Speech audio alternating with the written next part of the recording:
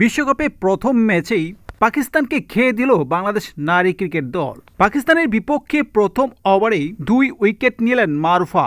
পরপর 2 বলে 2টা উইকেট। ইনসুইংয়ের ডেলিভারি ব্যাটসম্যানকে পুরোপুরি ব্যর্থ করে স্ট্যাম্পে আঘাত হানে। মনে হলো যেন স্ট্যাম্প থেকে ইনসুইং করে উইকেটে হিট করলো প্রথম উইকেটের বেলায়। দ্বিতীয় উইকেটটা ইনসাইড এজ। দুর্দান্ত বোলিং করেছেন মারুফা আক্তার ভাগিনী। নতুন বলে মারুফা আক্তার অসাধারণ, সেটা আবারও প্রমাণ করলেন। পাকিস্তান প্রথমে ব্যাটিং করে নির্ধারিত 50 ওভারের আগেই অল আউট হয়ে যায়। 32 ওভার খেলতে পেরেছিল, রান করতে পেরেছিল 129। যাদের দুর্দান্ত বোলিংয়ের সুবাদে বাংলাদেশ সহজ লক্ষ্য তারা পায়। মারুফা আক্তার 7 ওভার বোলিং করে 31 রান দিয়ে মূল্যবান 2টি উইকেট নেন। তার সাথে দুর্দান্ত স্বর্ণা আক্তার 3.3 ওভারে মাত্র 5 রান দিয়ে নেন 3 উইকেট।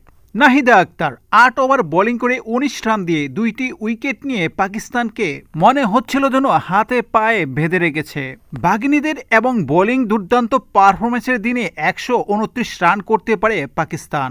130 রানের লক্ষ্যে খেলতে নেমে বাংলাদেশের বাগিনীরা শুরুতেই ফারহানা হক আউট হলেও রুবাইয়া হায়দার অসাধারণ ব্যাটিং করেন। তুলে নেন দুর্দান্ত 50, থাকেন অপরাজিত। এছাড়া শারমিন আক্তার 30 বলে 10, অধিনায়ক নিগার সুলতানা 44 বলে 23 রান করে আউট হন। তবে সুবহানা মুস্তারি ও রুবাইয়া হায়দারের দুর্দান্ত ব্যাটিংয়ে শেষ পর্যন্ত 7 উইকেটে বিশাল ব্যবধানে পাকিস্তানের বিপক্ষে জয় তুলে নেয়। এমন দুর্দান্ত জয় এনে দিল নারী ক্রিকেট দল, যা টি-20 বিশ্বকাপে ছেলেরা ব্যর্থ হয়েছে। ক্রিকেটের সব ধরনের খবর পেতে চ্যানেলটির পাশে থাকুন। আল্লাহ হাফেজ।